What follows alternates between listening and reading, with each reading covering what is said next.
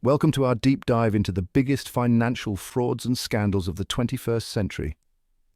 Buckle up because we're about to take a wild ride through a world of corporate greed, regulatory failures, and enough white-collar crime to make your head spin. Now, you might be thinking, John, why dredge up these depressing tales of financial malfeasance? Well, my friend, it's not just about morbid curiosity. These scandals had real-world consequences, costing investors billions, ruining lives, and eroding trust in our financial systems.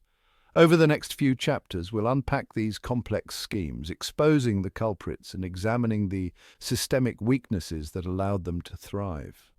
From the ashes of Enron to the dizzying heights of Bernie Madoff's Ponzi scheme, we'll shine a light on the dark underbelly of the financial world. So grab your cynicism detectors and a healthy dose of skepticism because we're about to dive headfirst into a world where nothing is as it seems and everyone has something to hide.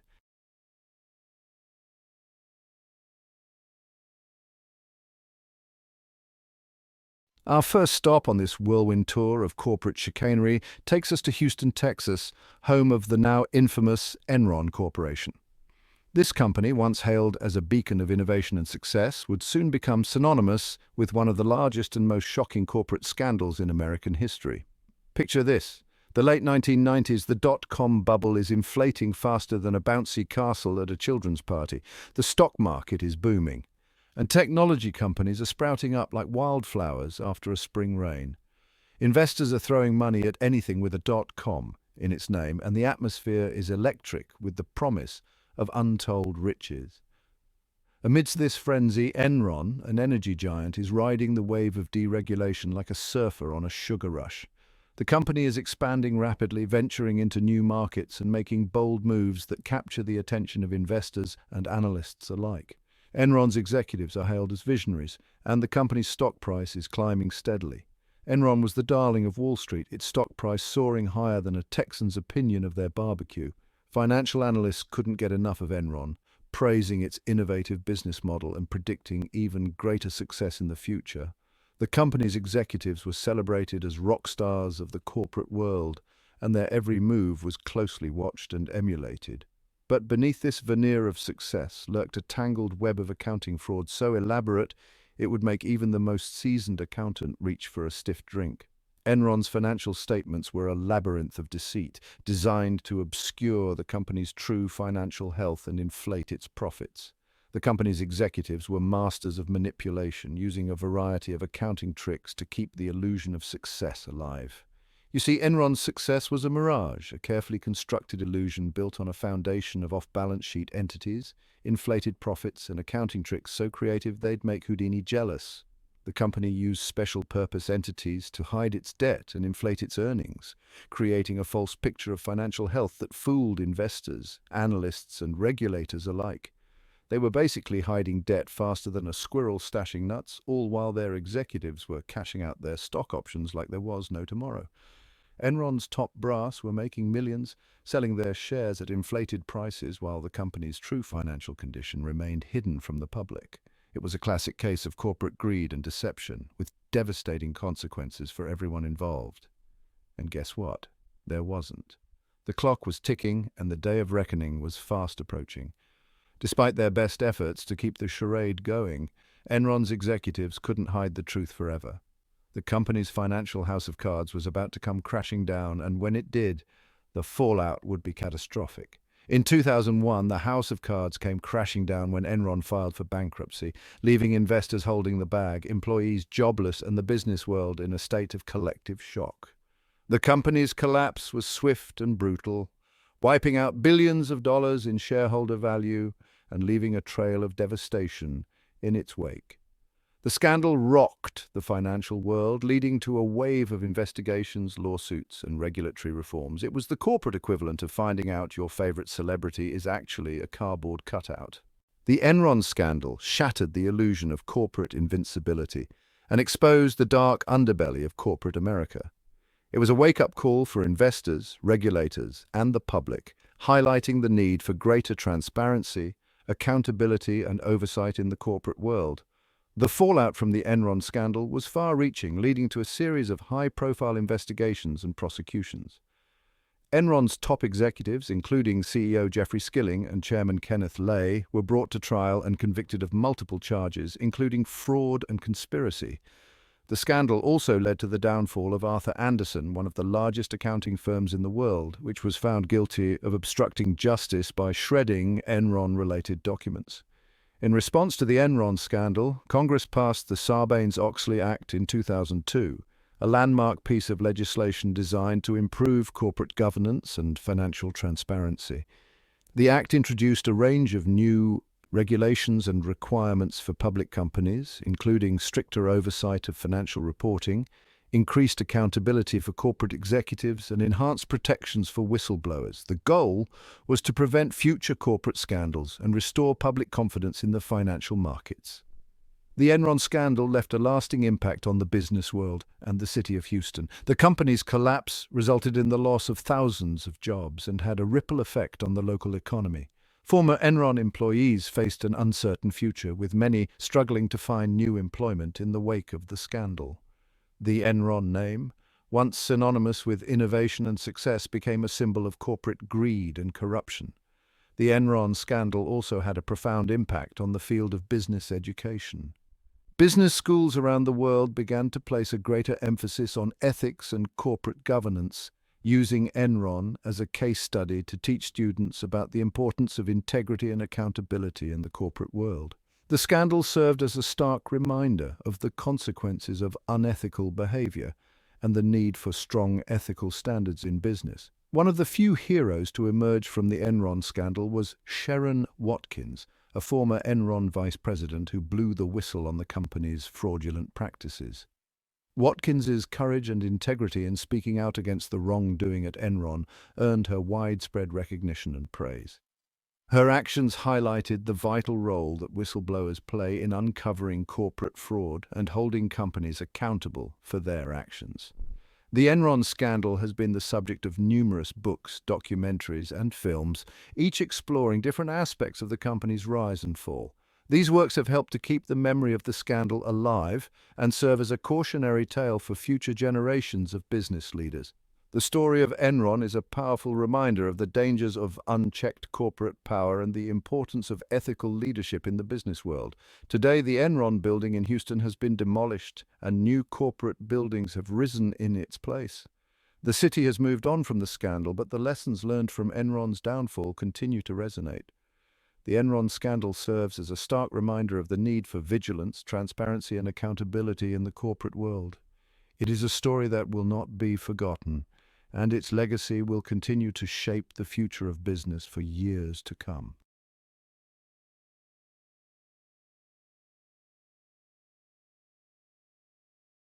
All right, folks, from the smoldering ruins of Enron, we move on to a different kind of financial disaster, one that's less about corporate greed and more about the audacity of one man's deception, the Bernie Madoff Ponzi scheme. Now, Bernie Madoff wasn't just some shady stockbroker operating out of a strip mall. This guy was Wall Street royalty. He was a former chairman of the Nasdaq, a philanthropist, a man who seemingly had it all. He was like the financial world's version of Mr. Rogers if Mr. Rogers wore $1,000 suits and stole your life savings. For decades, Madoff ran an exclusive investment fund that promised impossibly consistent returns. Investors, blinded by his reputation and lured by the promise of easy money, flocked to him like moths to a flame. They entrusted him with their life savings, their children's college funds, their hopes and dreams. Little did they know that Madoff's operation was nothing more than a giant Ponzi scheme, a financial house of cards built on lies, deceit, and the misplaced trust of thousands of investors. It was the ultimate Wall Street fairy tale, one where the prince was actually a toad and the castle was built on a foundation of quicksand.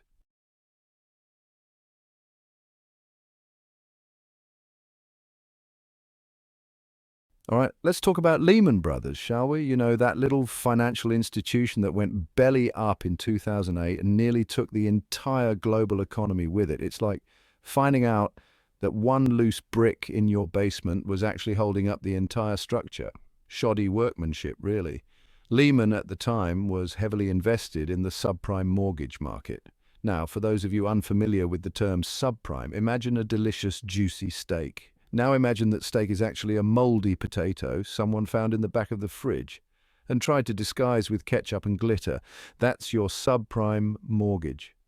They bundled these mortgages, these toxic assets as they're affectionately known, into complex financial products and sold them off as safe investments. It was like putting lipstick on a pig, except the pig was also on fire and wearing a wig made of debt. Unsurprisingly, people started defaulting on their mortgages, and when I say people, I mean a lot of people. This triggered a chain reaction that sent shockwaves through the financial system. It was like watching a game of Jenga, except instead of wooden blocks, it was the global economy, and instead of a slight tremor, it was a catastrophic collapse.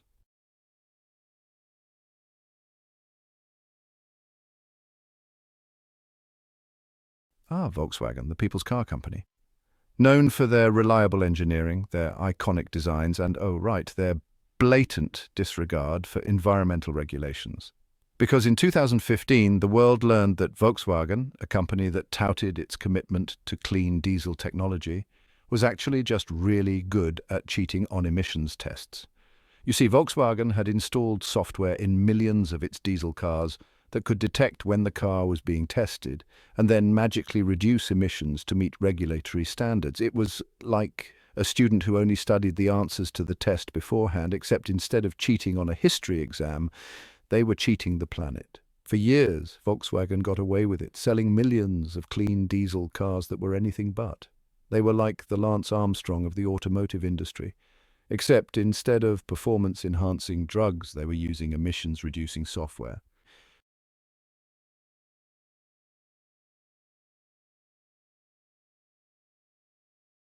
Now let's talk about Wirecard, a German payment processing company that for a while was a darling of the tech industry. They were processing billions of dollars in transactions, their stock price was soaring, and they were hailed as a shining example of German innovation. They were like the financial equivalent of a unicorn, except instead of being magical and rare, they were fraudulent and about to go extinct.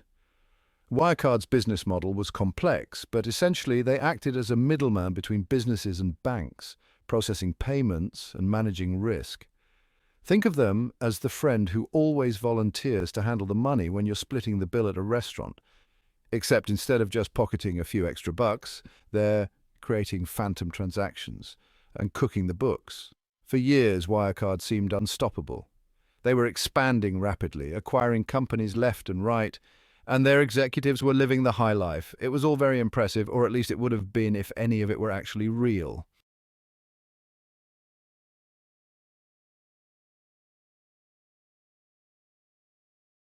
Silicon Valley, land of venture capitalists with more money than sense, and tech entrepreneurs who think disrupting an industry means wearing a hoodie to a board meeting. And no one embodies this toxic cocktail quite like Elizabeth Holmes, founder of Theranos. Holmes, who seemingly modelled her entire persona on a young Steve Jobs with a penchant for black turtlenecks, burst onto the scene promising a revolution in blood testing. She claimed her company, Theranos, could run hundreds of tests with just a tiny drop of blood using a revolutionary device called the Edison.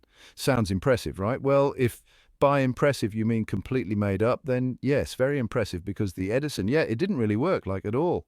Imagine trying to build a rocket to Mars powered by rubber bands and wishful thinking. That's the Edison in a nutshell. But here's the thing about Silicon Valley. Hype often trumps reality, and Holmes was a master at generating hype. She spun a compelling narrative of a young female Stanford dropout taking on the big bad world of healthcare. It was a story investors couldn't throw money at fast enough.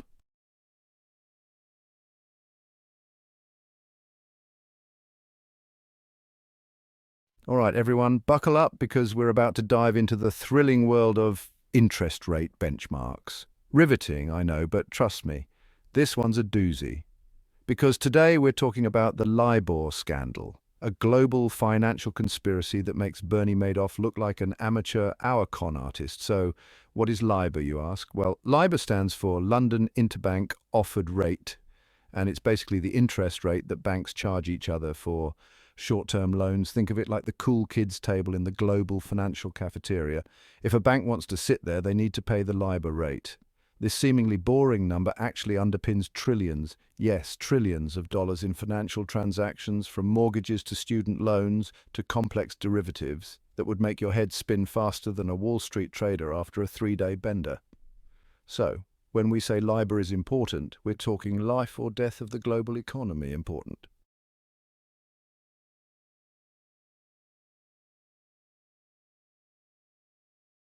Ah, banks, those bastions of integrity, those pillars of financial responsibility, those institutions that would never dream of, oh, who are we kidding? We all know banks have a long and storied history of screwing over their customers, but every now and then a banking scandal comes along that's so brazen, so audacious, so utterly lacking in any semblance of moral decency that it even makes seasoned cynics like yours truly raise an eyebrow. And folks, that's precisely what we have with the Wells Fargo account scandal. Wells Fargo, you see, liked to market itself as a friendly, community-oriented bank.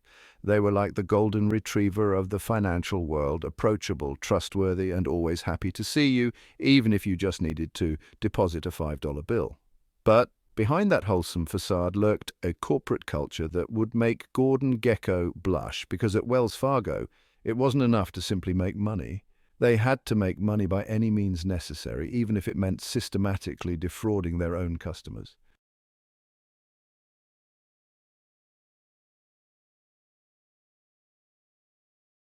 Ah, Malaysia, known for its beautiful beaches, delicious food, and vibrant culture. From the bustling street markets filled with the aroma of satay and nasi lemak to the serene, sun-kissed shores of Langkawi, Malaysia is a country that captivates the senses. But beneath this picturesque surface lies a darker story, one that would make even the greediest Wall Street banker blush. This is the tale of 1MDB, a state investment fund that was supposed to benefit the Malaysian people, but instead became a symbol of financial corruption on a global scale.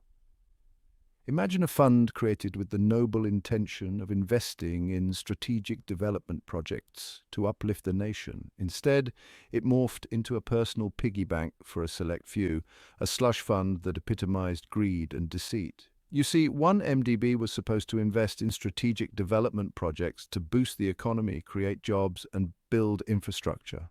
It was meant to be a catalyst for economic growth, a beacon of hope for the future of Malaysia, all that jazz. But instead, it became a black hole for billions of dollars, a financial abyss where money disappeared without a trace, vanishing into a labyrinth of shell companies, luxury real estate, and extravagant purchases that had nothing to do with the welfare of the Malaysian people. And if that wasn't enough, some of this money even financed a Hollywood film, The Wolf of Wall Street. The irony is almost too much to bear. A movie about financial excess and corruption funded by one of the biggest financial scandals in history. Talk about adding insult to injury. This wasn't just some small-time accounting error, folks. We're talking billions of dollars siphoned off from a fund meant to help develop Malaysia. It's like finding out your kids spent their entire college fund on limited edition Pokemon cards and a yacht they saw on Instagram. The scale of this embezzlement is almost unimaginable. And who was allegedly at the heart of this web of financial deceit? None other than Najib Razak, the then Prime Minister of Malaysia.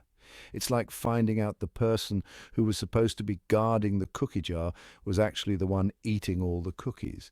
The betrayal felt by the Malaysian people was profound. And then blaming it on the dog. The audacity of it all is staggering. The scandal broke wide open thanks to the relentless efforts of investigative journalists and whistleblowers who risked their lives to bring the truth to light. News headlines around the world screamed of the audacious theft, and the Malaysian people were left in shock and disbelief. Public outrage was palpable. Protests erupted across the country, with citizens demanding justice and accountability. The trust in the government was shattered, and the call for reform grew louder with each passing day. Legal proceedings were initiated, and the courtroom became the stage for one of the most high-profile trials in Malaysian history. The evidence presented was damning, painting a picture of a well-orchestrated scheme to defraud the nation. Najib Razak, once a powerful figure, now found himself in the dock, facing charges that could see him spend the rest of his life behind bars. His defense team argued vehemently, but the mountain of evidence was hard to ignore. The scandal also implicated several global financial institutions, leading to an international investigation that traced the money trail across multiple countries. The web of deceit was vast, and the repercussions were felt far and wide. In the aftermath, Malaysia began the arduous task of rebuilding trust and implementing reforms to prevent such a scandal from ever happening again. Anti-corruption measures were strengthened and the governance of state funds was overhauled. While the road to recovery is long, there is hope. The resilience of the Malaysian people shines through, and there is a renewed sense of national pride and determination to build a better future. Malaysia, with its natural beauty and rich cultural heritage, remains a land of promise. The 1MDB scandal is a dark chapter, but it is also a reminder of the importance of vigilance, transparency, and accountability in governance. The people of Malaysia are moving forward, united in their quest for justice and a brighter tomorrow. The lessons learned from this scandal will hopefully pave the way for a more transparent and accountable future. And so, as the sun sets over the beautiful Malaysian skyline, we are reminded that even in the face of adversity, the spirit of a nation can endure and emerge stronger than ever.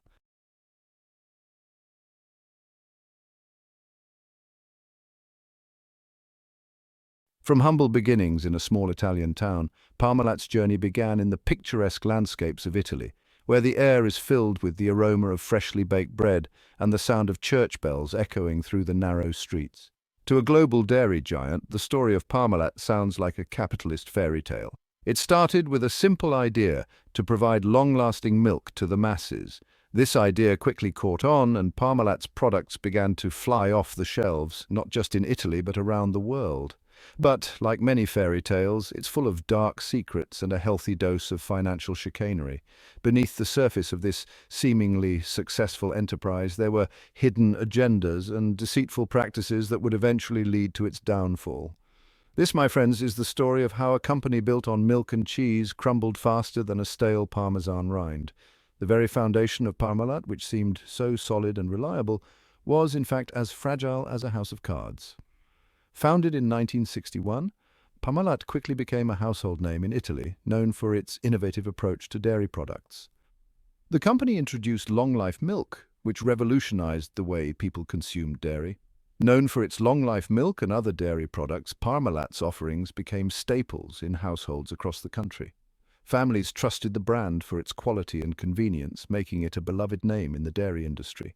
It expanded rapidly, becoming a multinational corporation with operations in over 30 countries.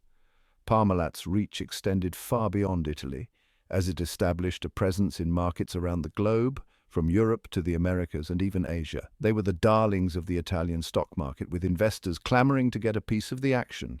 Parmalat's shares soared, and the company was hailed as a beacon of Italian ingenuity and entrepreneurial spirit. A shining example of Italian ingenuity and entrepreneurial spirit, Parmalat's success was celebrated by business leaders and politicians alike. The company was seen as a symbol of what could be achieved through hard work and innovation. But behind the facade of success lurked a rotten core of financial manipulation. The company's impressive growth and profitability were built on a foundation of lies and deceit, orchestrated by those at the very top. At the helm was Callisto Tanzi, the charismatic founder and CEO who had a vision for Parmalat that went beyond just making dairy products. He wanted to create an empire, and he was willing to do whatever it took to achieve that goal. The charismatic founder and CEO, Tanzi, was a master of persuasion, able to inspire confidence and loyalty in those around him. He presented himself as a visionary leader dedicated to the success of his company and the well-being of his employees, who, as it turns out, was more interested in cooking the books than making cheese. Tanzi and his associates engaged in a series of fraudulent activities, manipulating financial records to present a false picture of the company's health. It's like finding out your friendly neighborhood baker was actually using sawdust in their bread. The betrayal felt by those who trusted Parmalat was profound, as the truth about the company's practices began to emerge, disappointing to say the least. The revelation of Parmalat's fraudulent activities left investors, employees, and customers reeling as they struggled to come to terms with the extent of the deception. For years, Tanzi and his cronies engaged in a complex web of accounting fraud, inflating the company's assets and hiding its growing debt. They created fake companies, forged documents, and used every trick in the book to keep the truth hidden, inflating the company's assets and hiding its growing debt.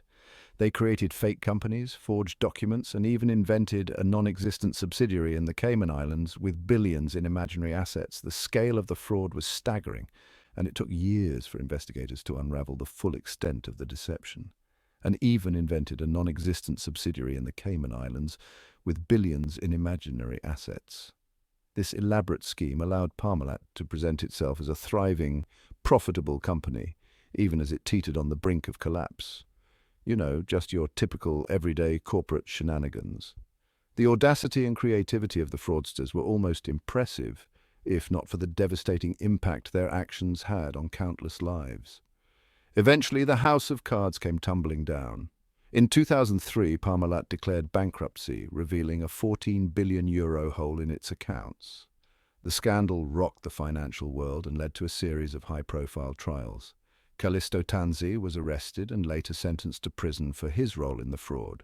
The once revered CEO became a symbol of corporate greed and corruption, his fall from grace a cautionary tale for future generations. Today, Parmalat still exists, but it is a shadow of its former self. The company was restructured and sold off in pieces, its reputation forever tarnished by the scandal. While Parmalat's products can still be found on supermarket shelves, the brand no longer holds the same trust and admiration it once did. The rise and fall of Parmalat serves as a stark reminder of the dangers of unchecked ambition and the importance of corporate transparency. In the end, the story of Parmalat is a tale of ambition, deception, and the ultimate price of greed. It is a story that continues to resonate, reminding us that even the mightiest can fall.